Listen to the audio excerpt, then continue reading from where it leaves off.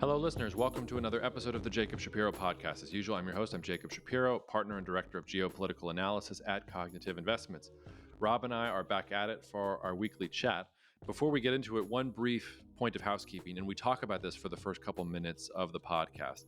But we are exploring starting something like a Club CI, some kind of affinity group for people who are interested in geopolitics, innovation, a lot of the topics that we discuss in this podcast, but are not necessarily interested in the financial services and some of the other investment services that we are providing to clients. So, if you are the type of person who wants to or finds themselves wanting to talk about and hang out with people who are interested in the topics that we talk about on this podcast, and you wish that you had more time with people like that or with like-minded people like that, and you wish you had access to more content about those sorts of things, email me directly at jacob@cognitive.investments. We'll send you a survey and a sign-up form to gauge interest in this sort of thing. And if there is enough interest, we may try and put something together. So again, if that is you, if you are, I'm shocked that we're even doing this, but we did a survey to our listeners and a lot of people asked for this. So we're following up now. So if that is you, if you are interested in that, email me directly at jacob@cognitive.investments, and I will share with you some initial information about some of the things we're doing or thinking about in terms of piloting that. Otherwise, not a whole lot else for me. We'll make sure to put a link to the report that we discussed in the latter half of the podcast in the show notes. I hope you all are taking care of the people that you love. Cheers. See you out there.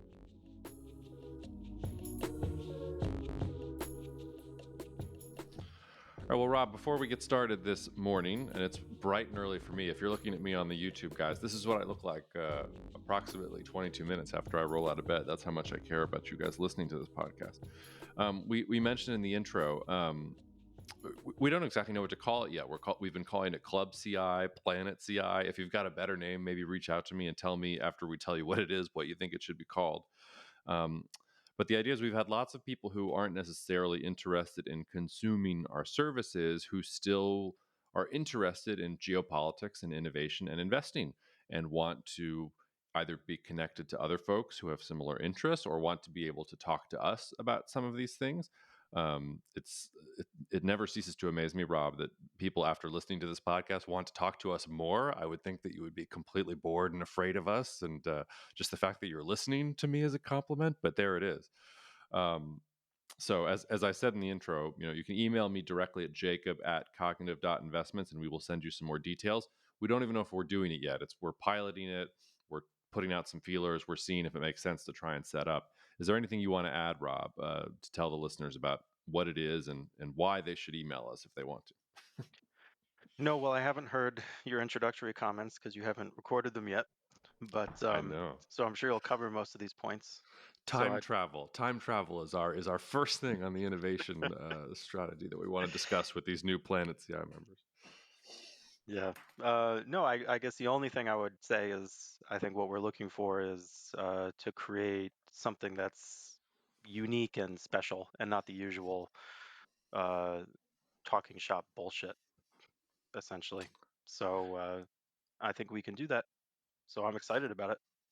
Yeah, it's funny. One of the reasons that we've been thinking about it, and I actually didn't even tell you this. I was out for some. I was out for dinner with some friends a couple nights ago, and they were talking about a neighborhood association and about how it was a men's club in the neighborhoods association. There was some controversy about whether it should continue to be a men's club or not be a men's club. Is that really keeping with the 21st century?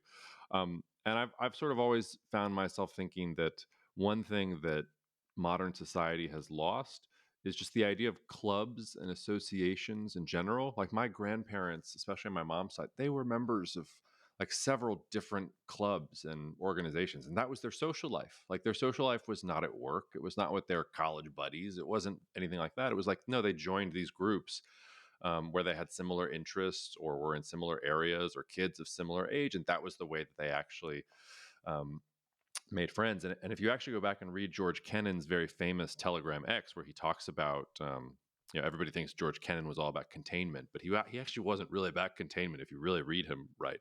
But one of the things he talks about in Telegram X is about how the real strength of the United States is its bowling clubs and its affinity groups, and that the Soviet Union and all these communist powers, they didn't have anything like that because you your neighbor could turn you into the party. Like it wasn't something that you actually wanted to do. That's a really highfalutin way of saying, we're not talking about just some sort of event or something where you're going to hang out with people and pay money to go to some fancy place.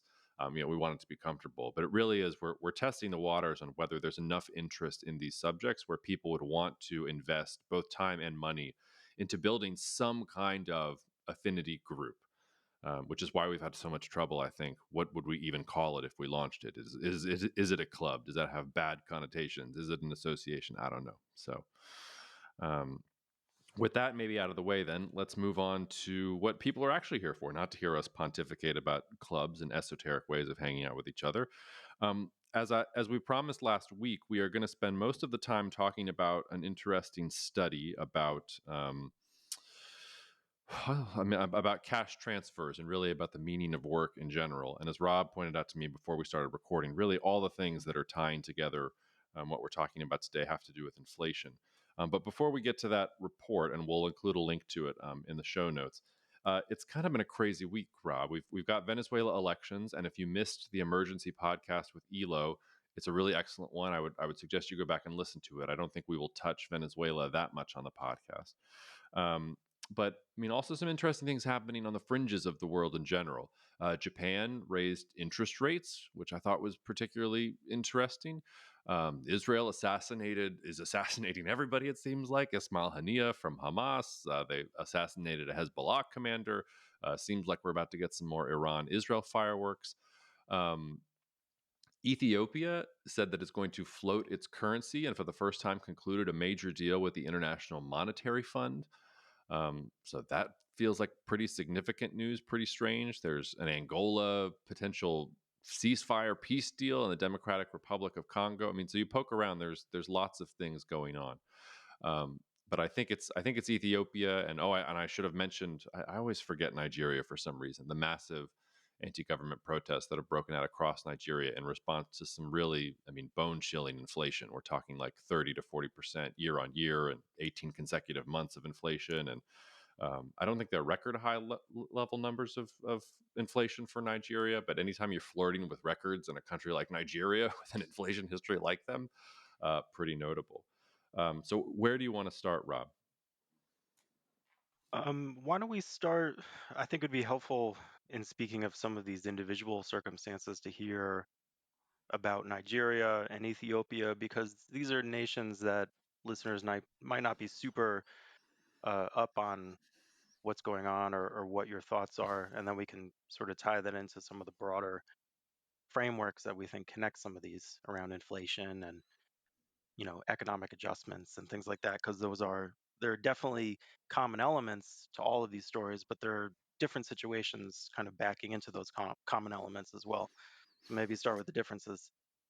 Yeah, that's a good A/B test because everybody says they want information about what's going on in the world, but as soon as you start talking about what's happening in parts of the world where things are really happening, and you ignore the oh my god China stuff, like usually the listenership falls off a little bit. So we'll see if you're brave enough to stick around, y'all. Well, the two I think that we need to talk about are Ethiopia and Nigeria, and they're coming from very, very different places. So the background that you need on Nigeria is that, I mean, Nigeria for years has just been a dumpster fire, but it's a real center of innovation within Africa itself. It's often described, or I've heard it described several times by folks who focus on emerging market economies as the poor man's India, which is really saying something because India is already really poor. But think of it that way: you have an incredibly diverse country, but it's also incredibly large, a lot of human capital within its own region. It's really where innovation and startups and tech is happening. Like if you're doing stuff, like you're going to um, Nigeria and you're starting there. So they have that sort of tradition with them. They also are rich in oil and other resources, but oil production has been falling off because of basic lack of repairs and infrastructure maintenance, because of Islamist insurgencies in the north and some of the areas where these pipelines run through, to the point where Angola is actually taken over as the largest producer of crude in Africa over Nigeria, which is embarrassing for the Nigerian government. Um, I forget exactly when it was. If it was 12, 18 months ago, but they have a new president named Bola Tinubu. And he is trying to reverse all of this. And he's actually had some success with oil production. Oil production has gone up since he came into office. But he decided, or at least he ran on the idea that the government was corrupt, that it wasn't actually thinking about what was good for the economy in the long run, and that he was going to deliver the medicine. So he slashed electricity subsidies, he slashed energy subsidies. He's the Nigerian currency, the naira, has devalued twice since he became president, and you're getting the backlash. So you're getting labor unions who are saying this is bad. You're getting protesters out in the streets saying, well, this is causing inflation. We can't afford our food. We can't afford our power. You're getting all the usual militancy that you get around the fringes of Nigerian power. But it really is. Nigeria does seem to be a country of a well meaning president who is trying to execute policy change to get Nigeria out of a morass that it's been in because of 30 years plus of bad policy. So that's Nigeria. Um, Ethiopia is a little bit different in the sense that Abiy Ahmed, who is the prime minister of Ethiopia, is not as, I don't want to say virtuous, but he's a little bit more of a mysterious character. He was a darling of the West when he first came to power because he was talking about really establishing Ethiopia as a center for foreign investment, about stitching the country together. So it's also a very diverse country, as many of these African states are. There's not one Ethiopian nationality, there's all these different tribal elements and ethnic groups and things like that. He wanted to stitch together an Ethiopian federal national identity.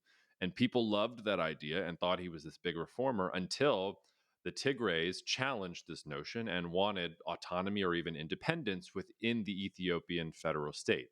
And Abiy said, no, and I'm going to deploy the Ethiopian military to make sure that you cannot do that. And what ensues is a 2-year civil war in which hundreds of thousands have died and maybe a million plus were displaced.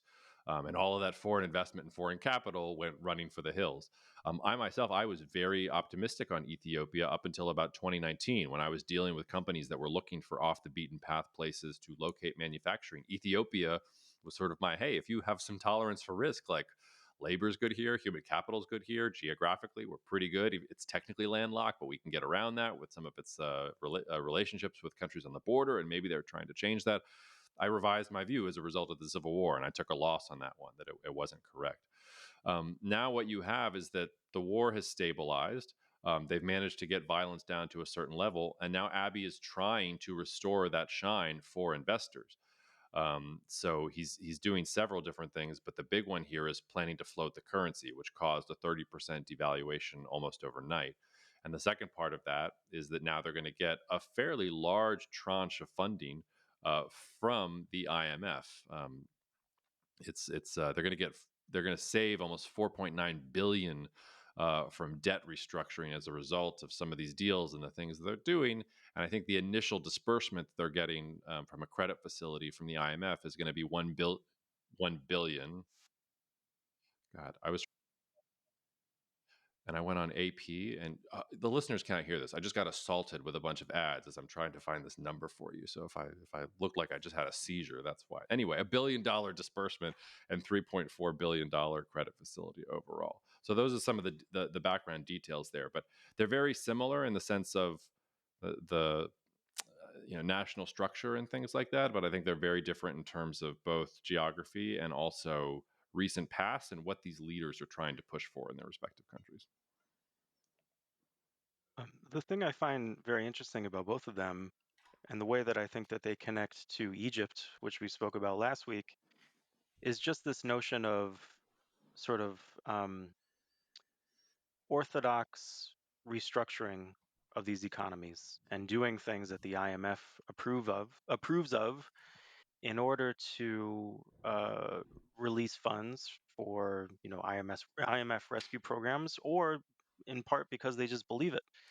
They believe that by devaluing the currency, by reducing, kind of structural deficits, by reducing bread subsidies or fuel subsidies in many of these places, that they're going to attract private capital, that they're going to make the country more appealing to mobile pools of capital that are looking around the world.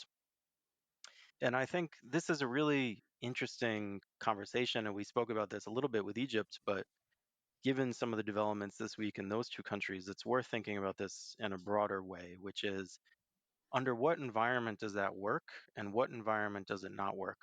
Because one of the things we've talked about so much here is, yeah, you want to be a global investor, you want to think globally in terms of allocating capital, and the US on a relative basis isn't as important, and it's going to be less important relative to everything else as the rest grows. But at the same time, there are huge landmines out there and countries that, in the environment that we're heading into or that we are in, are going to absolutely get creamed. And how do you identify what those countries are? And one of the things that I think is worth thinking about is, in an environment where you have increasing volatility, where you have increasing sort of risk premiums, is the trade off worth it to do what Egypt is doing or what Nigeria is doing? And what I mean by that is, you're taking money out of the pockets of your local consumers by essentially engineering inflation. That's what the devaluation does, because local consumers, are the ones who bear the brunt of that. Most of the elites in these countries have their money in other currencies already, so they're not Hmm. getting hit. Um, on the hope that by having a cheaper currency, you're going to be more competitive in your exports. I mean, that's essentially the trade off you're looking to make.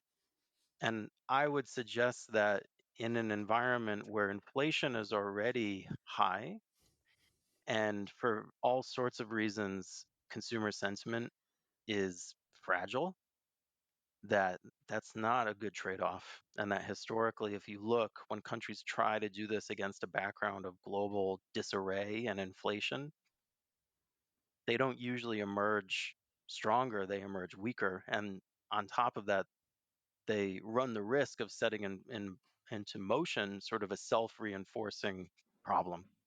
Because if the inflation number accelerates, households pull in their horns and start to suffer, internal demand weakens, investment weakens, and then you're back where you started. So you have to devalue again, and then it's worse and worse and worse. That's the negative scenario that a lot of these countries face and prospect. And I think it's a realistic one for a lot of these places. Nigeria, Ethiopia. I mean, Ethiopia has sort of unique advantages, as you talked about, but even in that case, I think they're going to be hard pressed to bring them to bear relative to some of these issues that are emerging. I think I also want to ask you then, I mean, does Japan fit into this narrative? Because the Bank of Japan hiked its policy rate to around 0.25%, and it also halved its bond buying by about 3 trillion yen by the first quarter of 2026. And the reason I bring it up is because it's being described, at least, as the Bank of Japan embracing normalization. So after years of ultra easy policy, that the Bank of Japan is now more worried about inflation than it is necessarily with consumer demand as well. So, does the narrative here fit that even a country like Japan is pursuing normalization or orthodox measures? And is it different if you're a developed country versus a developing country there? How would you even work what the Bank of Japan is seeing into what we're talking about in some of these emerging markets? No, it's completely different. So I would think of it in terms of almost black and white. I think one of the there's very few things you can talk about in finance or economics that are truly binary. Like, oh, there's this club and then there's this club. I think this is one of those things because the key question is, are you a country that can determine its own monetary policy?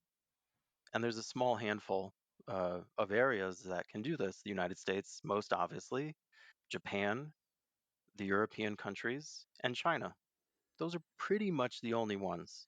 The rest of the world is going to be viewed on a relative basis to the big players, predominantly the dollar, predominantly the United States. And what I mean by that is, do you have autonomy in creating money, and you're going to be trusted to do so? So Japan is definitely in that club. Japan has the opposite problem for many of these countries. Japan's been printing money, you know, in massive amounts for decades, and no one, because they're just printing it and they're not actually giving it to individuals to spend. Everyone kind of yawns and looks away. Oh, oh, another trillion yen, yada yada, right? Because it's just going into some bank's account and being exchanged for securities, and it doesn't matter because it's just stuff on paper, right? You can't do that if you're Ethiopia. Ethiopia can't engage in quantitative easing.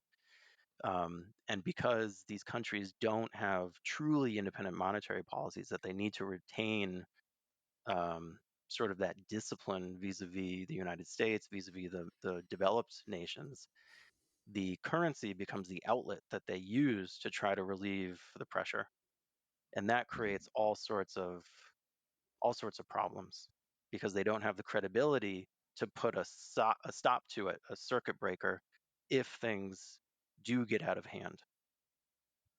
Hmm. Well, that maybe is a good segue into what we wanted to talk about mostly, which is this paper from the National Bureau of Economic Research. Um, I'll let you sort of talk about it in broad strokes here, but it's basically a really, really large scale, well designed, randomized control trial about unconditional cash transfers in the United States. So a group was given $1,000 a month, I think, for roughly 3 years, as compared to a control group that received about $50 a month. Um, these people were the geography I think is important, or at least it was to me. So it's areas in and around Dallas, Texas, and in and around Chicago, Illinois.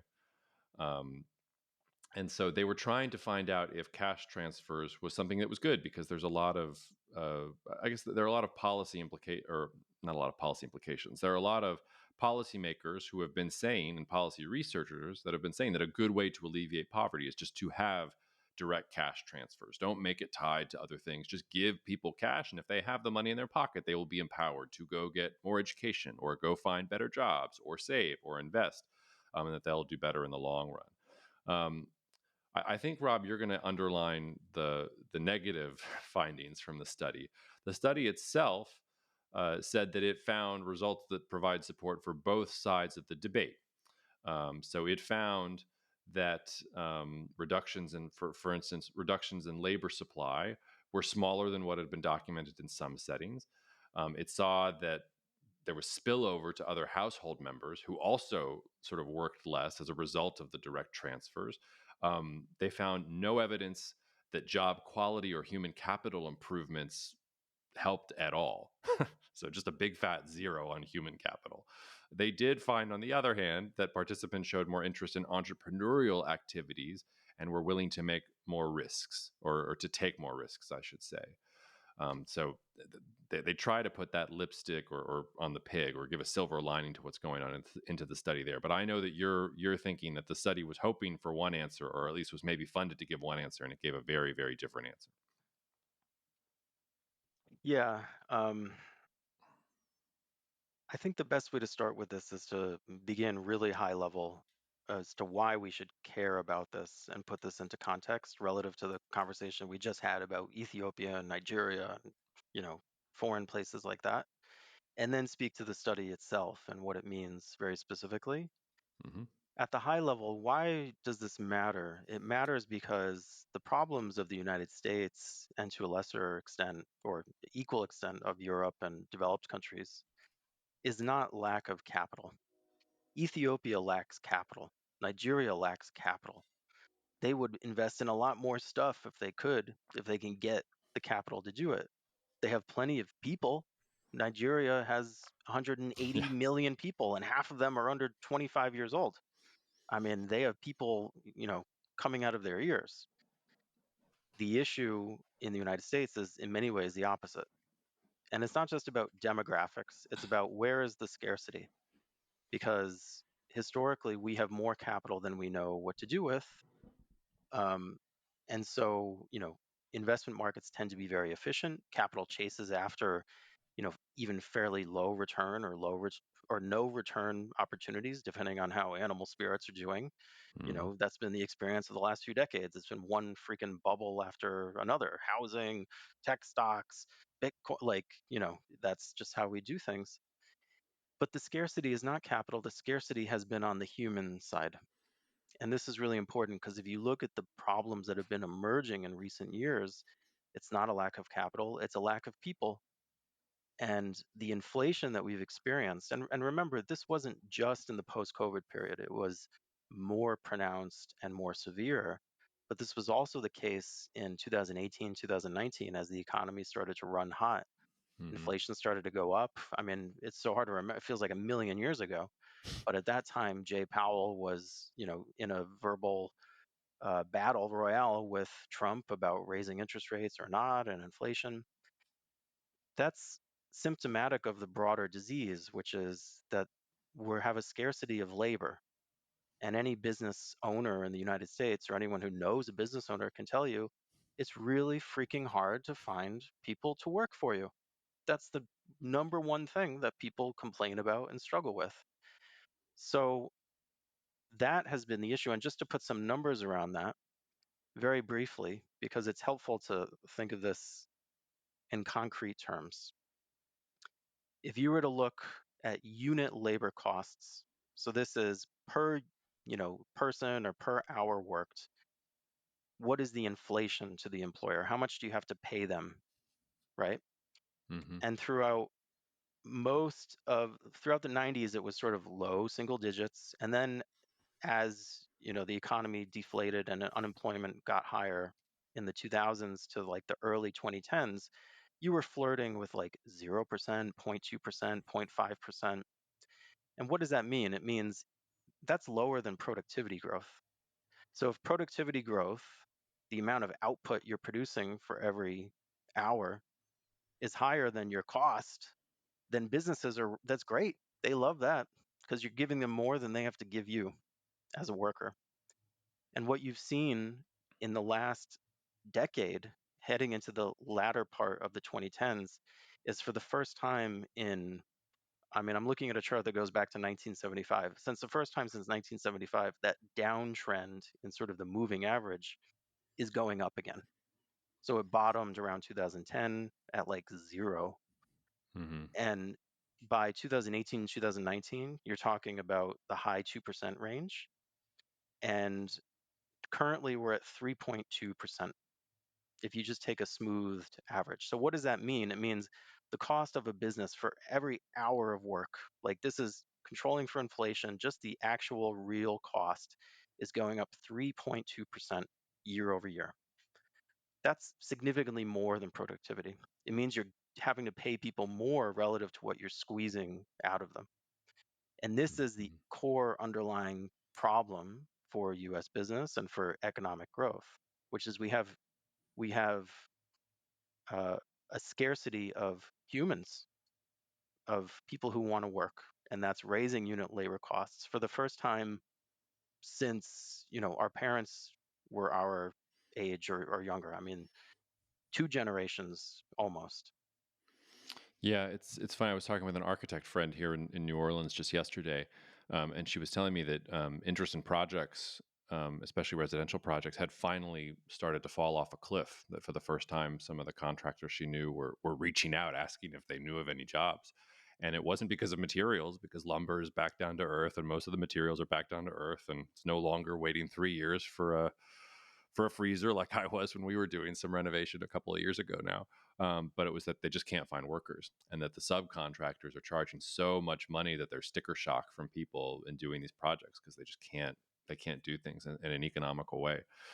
So there's just an anecdotal example of what you're talking about. I'm also struck at how ironic this is because you've got record high numbers of migration, and like immigration is a problem in the election cycle and everything that's going on. So it's not like the US theoretically lacks for people if it wanted to figure out how to metabolize them in a way that was fair and equitable and legal and all these other sorts of things, but we can't seem to get there. But that might take us off course. So how does that lead in, do you think, to some of the things that you found in this study?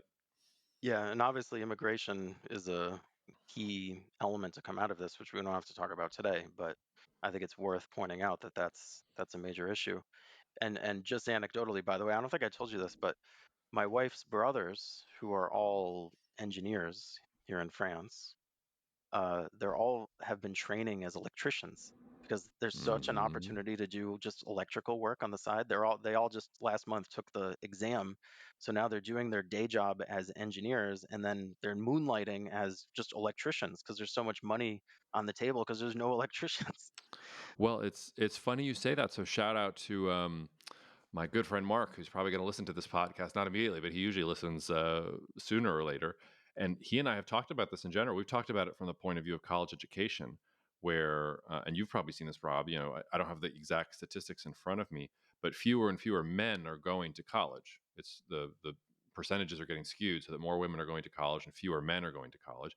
And of course, the cost of college education is continuing to increase. I saw one estimate that by the time Annie is going to be a freshman in college, you might be paying 135 grand for a state school, not for some fancy hoity, or maybe it was for the fancy hoity-toity was 135 and the state school was 80. I forget, but it was a ridiculous amount of money, even if you were sending them to the state school.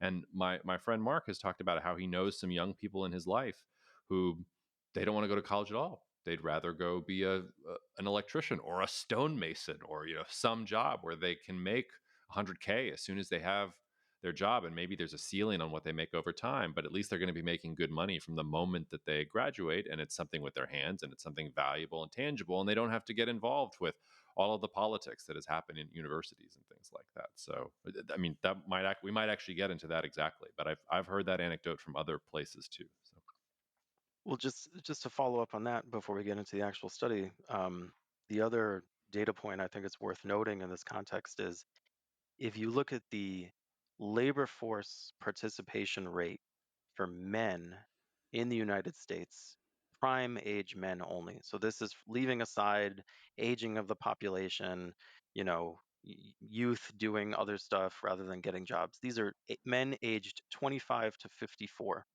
mm-hmm, So the core part of the working age population. That participation rate peaked around 98% in the early 1950s, which is extraordinary.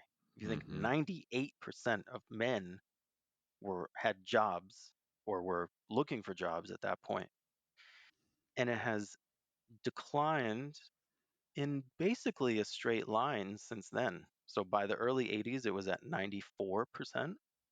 By 1999, it was 92. And then, very strikingly, after the year 2000, which was a recession and also the Chinese entry into the WTO, when you mm-hmm, saw a lot of manufacturing employment really decline quickly in the US because all of those industries that were hanging on basically got wiped out. The participation rate went from 92 to 90 within a decade. And then in the 2010s, it bottomed at 88. mm-hmm, Now here's the interesting thing. It bottomed at 88 in 2015 and it went up again for the first time in a very long time in the late 2010s, which is right when, as I said, the unit labor costs started accelerating again. So it went up again and then plummeted in COVID. And currently we're at 89.6. So 1.6% above the bottom in 2015. And that's really interesting because it shows you what sort of carrots do you need to hold out to people just to get a little bit of a improvement in that labor force participation ratio. So we're still, light years away from, the 1950s, 1960s, but we're, significantly below even the early 2000 number, but we're not going down anymore. And that's leads into this study that I think is so important. Well, do you have the data for women too? Because I would assume that the percentage for women has skyrocketed since the 1950s. It has. So I don't have the chart in front of me, but I memorize this sort of stuff. So the female participation rate, it did go up, like really started to go up big time in the 80s, and then it peaked out in the 90s, like the mid to late 90s, and then it sort of was like hovering around that level for a significant amount of time. It's below, or it was below, and now it's actually surpassed the male level, I believe. But all of those gains were made like 2.5 decades ago.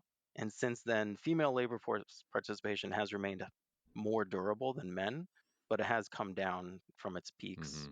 So there's a big social kind of cultural element to that that's hard to pick out, which is why I think focusing on the men is a cleaner Yeah. comparison.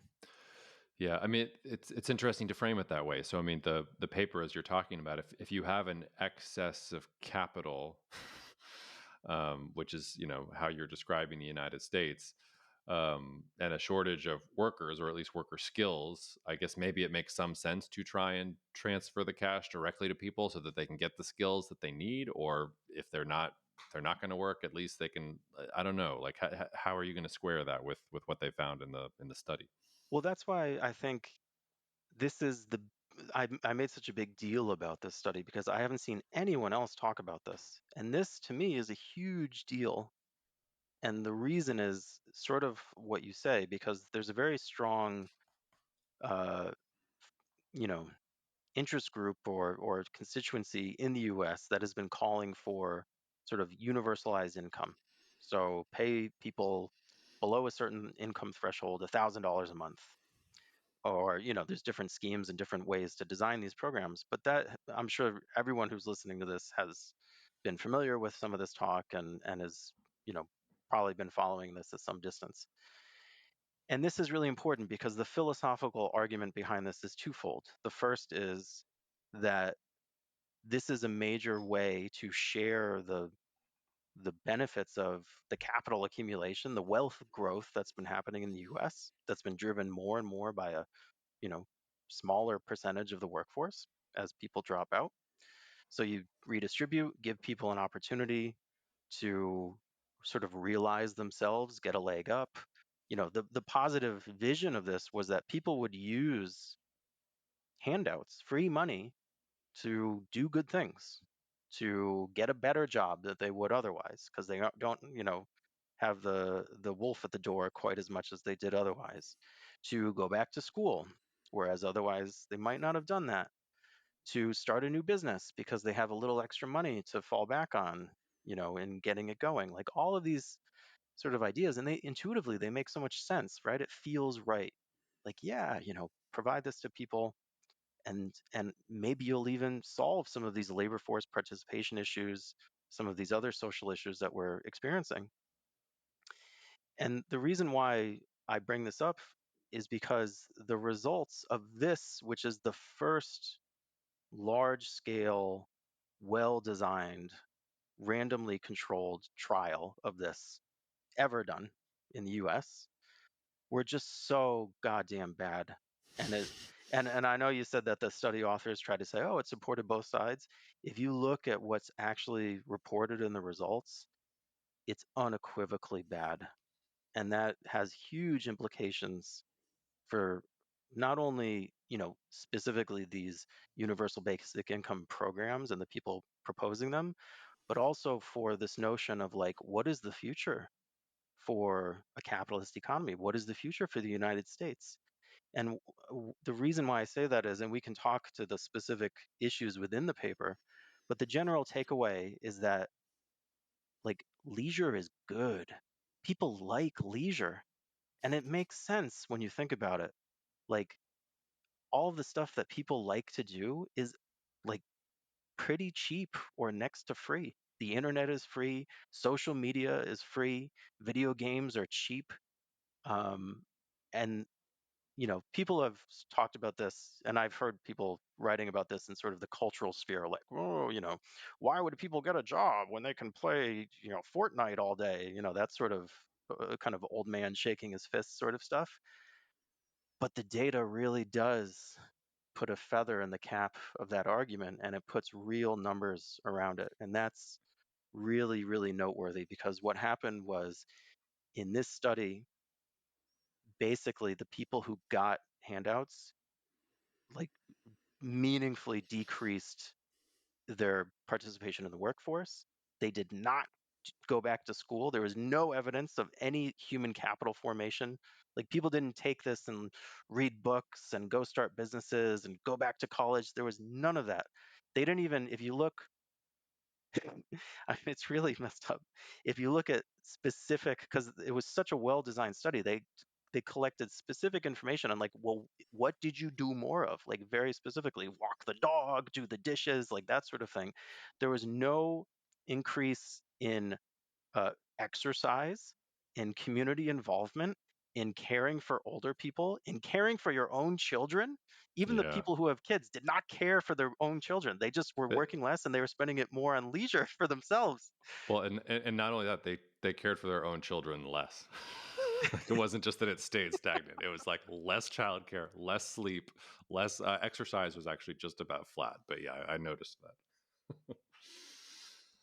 So, you know, the quote that I think is the takeaway from this is the study authors at the end, they say, the real conclusion is we have a new appreciation for, quote, the high value that participants place on leisure at the margin. And I don't mean to paint this all in a negative sense, because leisure, like, isn't leisure the point? Like Well, if no, you it's go, fine. I want you to be the old man on the lawn because I had the same thought when I was reading all this because I think wasn't it Henry Ford who imagined a world in which the American worker wouldn't have to work anymore, where we would all be so fabulously wealthy that we would just like we would have robots and the whole economy would work and we Henry would all Ford be imagined a lot of crazy shit. I'm sure that was, yeah. Well, he also some of it worked and he, he made yeah. more money than we'll ever know. No one has to work and there's no Jews. Yeah, well, sorry Sorry, about the sorry, latter Henry half of that, Ford. Henry. I'm still kicking around here. Um, but yeah, I mean, just to say that, like, I do think there is, uh, it's almost like pathological the way that the United States valorizes work. That you need to be working all the time, and that you should derive your life meaning from work, and that where you live should be dependent entirely on your job opportunities. Like, there is something to the United States about that, where if you have increasing productivity and you don't need as many workers to work as before, well, okay, like that's fine. It's okay that people want more leisure. And this was actually the second thing I thought was a little bit was maybe problematic about the study because you're right that it was designed extremely well, but the participants who got the transfers, they averaged a household income of about $29,900 in 2019 dollars. So the transfers themselves were a 40% increase in household income. But and even though I mean, that's a pitying amount of money, especially in cities like Chicago. Like I have trouble imagining just what the quality of life looks like if your household income, let's say you have two, three kids and your household income is 30 grand. I mean, that's pretty grim. But these are people who are working. They are bringing in income. We're not talking about people who are on the street, who are homeless, who have no opportunities, who failed out of schools, things like that. And there was some part of me that was like, okay, if you gave the cash transfer to the homeless guy, would that change things a little bit more? Would that allow him to buy some clothes and get some rent and get sort of into the normal flow of things versus you've got a household that is probably absolutely exhausted and feeling constantly inferior based on what people are doing around them. So great, you increased my household income by 40%. I was already breaking my back just to get the 30,000. So I'm going to work a little bit less. And yeah, my total household income, excluding the transfers, is going to decrease. But as you say, like I wasn't doing any of the things I wanted to be doing before. Like if you looked at these time use outcomes and did it for somebody who was uber wealthy, like I bet they're watching their kids even less than these people who just got the cash transfers. They're probably paying one of these people to watch their children. And I wonder if that can get in there too. So I don't know. I did have this reflexive reaction to it, which was there's no problem with leisure. Like there is a virtue to hard work, but sometimes I think we lionize hard work a little bit too much. Yeah, and I want to make that very clear, because this is not an argument that, oh, this is so bad. Um, what I think needs to be acknowledged is that the theories about this are just, the preconceptions were shown to be wrong, which doesn't mean that you shouldn't have the conversation about, well, what is a good society? Is it good to give, greater transfers to households who are, on the bottom third of the income spectrum, to give them more leisure? Like, I don't know. That's a question that needs to be addressed. That's a philosophical question, and it's a question we're going to have more and more as the notion of, labor replacing robots becomes a real thing. And I know that sounds like science fiction, and those things are not here. But if you look, labor replacing robots already like that was already an issue in manufacturing. Like that's been around for 25 years. Like the U.S. manufacturing production has not gone down. It's just been robots doing the production and not people doing the production and the sort of production Hmm. that robots can do. And as you sort of, I mean, if you look at the labor figures, the people who are working over the last 25 years, there's been a huge shift away from sort of export competing sectors like manufacturing and into basically fast food and Chipotle and Yeah. leisure services, things that are necessarily rooted in being in a specific place in like shit jobs. These are bad jobs. Making burritos all day is not fun. It's not interesting. So now the robots are coming for that. It's very super nascent, but within the next 7 years, like there's already pilot programs being run by places like Sweetgreen and Chipotle to try to, turn these lower level service jobs into jobs that robots can do. And what are robots? Robots are capital embodied. They're stuff with arms and legs and vision systems that allow them to manipulate things like a human would. And capital is stuff.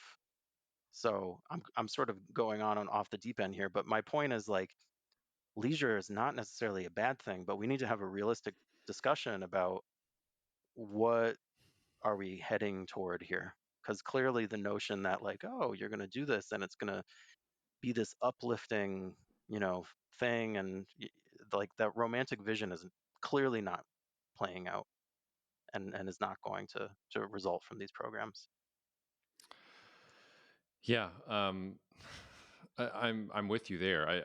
I got distracted actually because I was looking at some data because when you started talking about fast food, I wanted to put this at the beginning of the podcast, but if people have stuck around long enough, they get to have it here. Did you see, Rob, that Starbucks had terrible earnings, dropped about what 15% because people are consuming less Starbucks coffee, and I saw lots of interesting analysis about well why this was, and was it people spending less on fancy Starbucks drinks, and maybe inflation is really coming off the boil. And I wanted to put to you that I've been here consistently on this podcast telling you that Starbucks coffee is really shitty and that you should short it based on the quality of that coffee. I just made the clients who shorted it a lot of money on that 14-15% drop. But to your point, they're also having trouble with labor. They're also having trouble keeping people. And Howard Schultz, who is no longer, I think he's no longer even associated with Starbucks anymore. Obviously, he was the founder in there for a long time, but he's no longer even on the board. And he put out this huge message, I think, on LinkedIn where he was like, look, the thing that made Starbucks really good was the service. To which I wanted to say exactly right because people weren't there for the coffee. But and he said like we really need to go store by store and figure out who are we hiring and are they treating people correctly, because what I'm seeing in this data, it's less about people less willing to spend on Starbucks, but more about, hey, if I can go to the mom and pop coffee shop and get better service there, I'd rather get that. So maybe that ties in as well too. But I'm with you on the philosophical question. I think it also actually dovetails with what we talked about a couple of weeks ago after the Trump assassination, because I couldn't help when I was reading this study and went a little bit down the rabbit hole of cash transfers. Um, it sort of felt early 1910s progressive-y, like policymakers trying to figure out what knobs to twist and which levers to pull to make things better for the common worker. And we were talking about McKinley and Roosevelt in the context of the assassination attempt against Trump, but a similar time where industrialization and electrification is changing the types of jobs that people have, and you're in this situation where you've got children in sweatshops, and you don't have the 8-hour workday. You're lionizing 12-hour workdays and all these other sorts of things, and so the progressive movement comes in and tries to put some guardrails around that. I don't think things are so dire today. Like the people who are working hard today, like I mean, you're doing light years better than you were doing in the 1910s. But maybe there is some kind of nascent movement here for how to think about these things and what policy has to do to make things better for the American worker. Because I mean, also to your point, you brought it up sort of on the side, but I think it's worth noting. Like globalization is in this data too. Like all of these jobs, a lot of these manufacturing jobs, they went away because they could be done cheaper in China, and so they were. And I would say that the thing that a country like Ethiopia or Nigeria or Egypt is betting on is that yeah, things are expensive in China now, and the politics is not so good with China right now. So if we can attract some small percentage of the jobs that are leaving China to come to our country, maybe there's a role for us in this export-led world that we were muscled out of before because we couldn't compete with China. I think that's going to be a really difficult needle to thread, but I think if you're thinking optimistically in those countries from a policy perspective, maybe that's what you're thinking. So my turn to drone on there right now. But the takeaway is short Starbucks, obviously. This is not investment advice.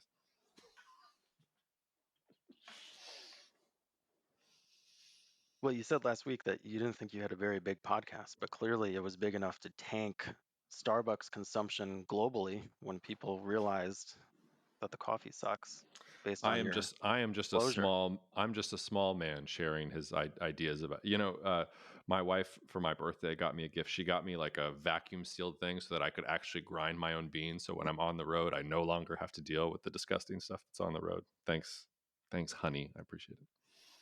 So do you bring your own grinder with you, or how do you work that out? Well, no, so you can grind the beans and then you put them in the vacuum seal thing. I'm a pour over guy, so I'll bring my own pour over thing and I'll bring the Hario filters or whatever, and then I'll have my little vacuum sealed thing of coffee. It's great. Yeah, Unbelievable. Rob is nodding in quiet judgment, as I'm sure all of you are. But hey, it's one of the rare pleasures of life right now. Well, anything else you want to hit in the study? Because I mean, we're not going to solve the issue here in general, Rob. But I think it's interesting. I think we've pointed out a lot of things. We've pointed out inflation. We've pointed out policymakers trying to attack a problem and realizing that maybe this is not the way to attack the problem. We've put it in context of everything's happening at the macro level. Was there anything else you wanted to hit on before we say bye to the listeners? No, I guess the only brief thing to point out is it is very similar. You mentioned the progressive period in the early 1910s. Like it is shockingly, reminiscent of that in some ways, because if you go back to that time again, that was dominated by sort of progressive visions of, and frankly socialist visions of, if you improve the well-being of ordinary working people, bring them off of farms, they're going to elevate themselves. And this notion, John Maynard Keynes, that's who you were trying to think Mm, of. I don't think it was Ford. I think it was John Maynard Keynes, yeah, who you're was, right. You're right. the Bloomsbury group, embodying their whole view was like, okay, you give these people the leisure, they're going to be like me, John Maynard Keynes. They're going to read poetry and they're going to study, Greek, and of course none of that happened. And then in the end, like all these progressives lamented and just bashed the rise of kind of consumer culture and you know, mass mechanization culture and all, that was the modernist kind of nightmare. And Mm, Virginia Woolf actually wrote, I don't know if you've ever seen this, there's a great book called The Intellectuals and the Masses, and it's mm, all about all the terrible shit that Virginia Woolf and D.H. Lawrence and all like that whole set were writing mm, to each other about ordinary people at that time. And Virginia Woolf was mm. like, I think all of these like uncouth working men should be gassed, and like, but it's Yikes. just thinking of this notion of fast forward to today and like, okay, we're gonna essentially engage in the definition of socialism, redistribution of assets, and people are basically not going to take care of their kids, they're not going to go to school, they're not going to get, they're going to work less, and they're going to basically engage in leisure, which the big gap in the study was they didn't ask people specifically other leisure activities. What the heck was that? Like it's just a catch-all category. It's not doing housework, it's not being with your kids, it's not this, it's not that.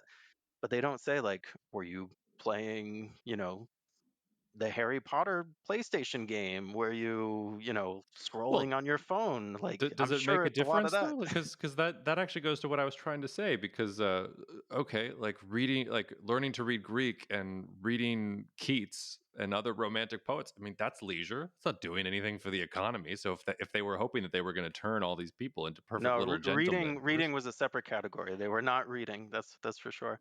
okay. But it is kind of funny because it's like, you know, you have these visions of people doing these highfalutin artsy things, and most people just kind of want to, dick around with their leisure, and that's okay. Maybe I think Virginia Woolf had it wrong, and it's okay to have more leisure, even if it's not doing elevated things. Yeah, I mean I mean that's a whole other interesting thing, which actually gets into the university conversation around that we were having, or that we talked about a little bit, versus the electricians, and it reminds me of uh, Alan Bloom's Closing of the American Mind. I don't know if you've ever read that book, but I think he published it towards the end of the '80s, and it made Bloom pretty famous. I mean, he was absolutely brilliant, but pretentious intellectual. And I remember, I mean, it's a really compelling book, and it talks about literally how, the American university student has declined, and the horizons of the normal American student are no longer what they once were. Um, but if you go and read it, there's a whole chapter in there where he uses the embrace of rock and roll music as evidence of the decline of American youth. And it's like they're gyrating their hips to the rhythmic blah, blah, blah, blah, blah, where it's like, now compared to what we've got with T Swift, like you're enlightened if you're going back and listening to Led Zeppelin and Crosby, Stills, Nash and Young and all these others. So there's something weird happening there, where an intellectual class, which doesn't have to do a lot of work, lionizes a particular kind of leisure, but says, well, oh, but this other leisure that you prefer, like that's not good. So I'd rather you get off your ass and go get another degree than just stream things on TikTok. Like, okay, like that's not really, like, leisure is leisure. You get to do whatever you want. And arguably it would be better to live in a world where we all had more leisure. Or maybe not. Maybe if we all have more leisure, things are going to get worse and it's all just going to turn into Wally. I don't know, but it's a difficult thing to wrestle with. Well, I think the only thing you can be certain of is you can't tell people what to do, and you have to give them the freedom to make their own decisions. And uh, you know, that's that we're sort of reliving some of this, just like we did 100 years ago, where everyone's going to clutch their pearls about video games, that sort of thing. But in the Well, end, and maybe it's and not good. just and not just video games. I mean, we're not going to start the immigration conversation here, but we can leave it sort of. There's an easy. I won't say easy. There is a fix to this problem. This problem is not insurmountable, but you've also got clutching pearls about the ethnic identity of the United States, and white people versus non-white people, and what that looks like, and what benefits non-white people get, that they should work for really low money, but they shouldn't have a legal like, it gets into all those things too. So there's a lot of pearl clutching happening all over the place, I think. I think that's a real dilemma to be presented with for some of these people. Do you want to have your next door neighbor playing Fortnite on the dole, or do you want to live next to a hardworking Mexican? That's Well, I don't want to live next to anyone. I want to live in the middle of nowhere where no one can bother me. So that's the answer to that question. yeah. But I think we'll leave it there for now, Rob. Anything else you want to say to the listeners before we say goodbye? No, I think I've said enough for one All week. right. Well, I think I did pretty well with no coffee. I don't think I completely embarrassed myself. So we'll see you guys next week. The views expressed in this commentary are subject to change based on market and other conditions. This podcast may contain certain statements that may be deemed forward-looking statements. Please note that any such statements are not guarantees of any future performance, and actual results or developments may differ materially from those projected. Any projections, market outlooks, or estimates are based upon certain assumptions and should not be construed as indicative of actual events that will occur. Cognitive Investments LLC is a registered investment advisor. Advisory services are only offered to clients or prospective clients where Cognitive and its representatives are properly licensed or exempt from licensure. For additional information, please visit our website at www.cognitive.investments. The information provided is for educational and informational purposes only and does not constitute investment advice, and it should not be relied on as such. It should not be considered a solicitation to buy or an offer to sell a security. It does not take into account any investor's particular investment objectives, strategies, tax status, or investment horizon. You should consult your attorney or tax advisor.